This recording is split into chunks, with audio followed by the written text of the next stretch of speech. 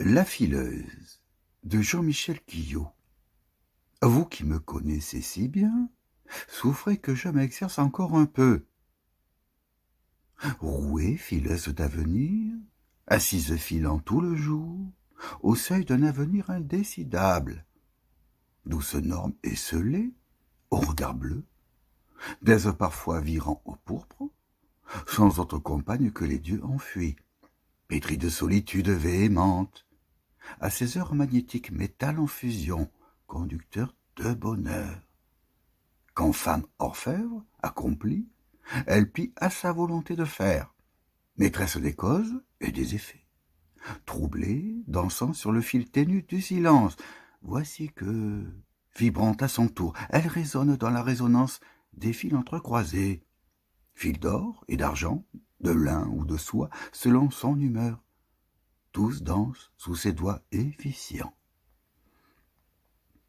La bonne aventure peut commencer, tissée d'angoisse, traversée de spasmes, éprouvante vision d'épouvante à l'appui.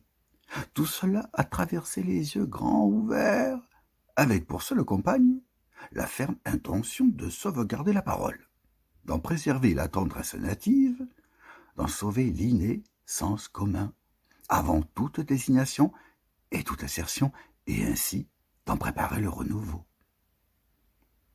Ordalie, de fils entrecroisés, et tentures au barrage dressées devant l'oubli prison de murs froids, sans fenêtre ni barreaux. Et, eau douce dans le bief poissonneux, alimente l'aube radieuse. Tout cela dans les mêmes instants bouillonnants, arborescents, de sa mise de femme de haut lignage.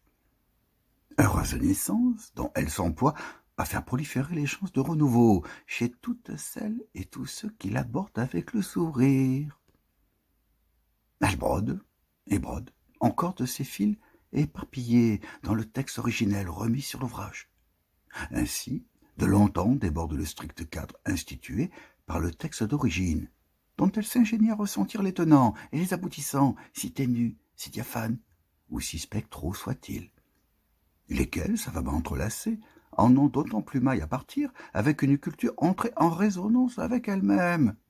Culture qui, de tout temps, se sera ingéniée à semer des vœux de joie en terre ingrate, et qui aura toujours su faire face aux horreurs qui ne manquent pas en ce monde. Détissant, désinstituant le texte, par ses fines broderies, sans jamais pour autant le destituer de sa trame originelle. Voilà donc qu'elle y instaure un nouveau cours de pensée, détournant les eaux furieuses du texte original, sans jamais en altérer la force. Et de bief en bief, le texte bref, ainsi passant, revient à sa source plus puissant, plus vif et plus entraînant que jamais. Ductile filet d'eau miroitante, vert et bleu, jaune et rouge, au fil de l'eau devenant les fins fils d'or, d'argent et de cuivre des cheveux d'une Ophélie qui remonte le courant, s'éveillera bientôt, se dressera cheval fringant, complice de tous les vents, comme ces robustes chevaux islandais, seuls capables d'adopter 5 allures différentes.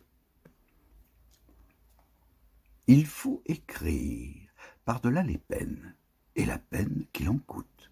Se fasse joie débordante, capable, comme cheval au galop, traversant la rivière à gué, d'éclabousser gaiement d'eau vive les lecteurs, venus admirer les nobles montures et en saluer les intrépides cavaliers, auteurs de ces magnifiques figures de style, tout en éclat et éclaboussure.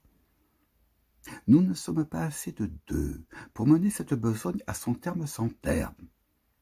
La littérature se doit d'être à toute fin utile un pandémonium. Elle brode et brode encore, ainsi déborde d'allant.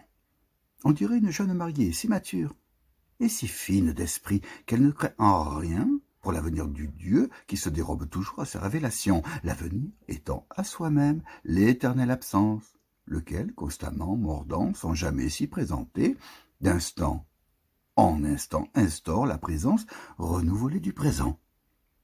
Fragmentation originelle, comme un labyrinthe savamment construit par une divinité récalcitrante, puis broyé, réduit en poussière entre les mains puissantes d'un divin enfant, ainsi poussière de passé, passé au tamis de l'indicible, la parole qui, dans l'épars de la poésie plurielle, qu'aimant ses pailles, trouve dans ses voix convergentes, divergentes, à qui parler enfin.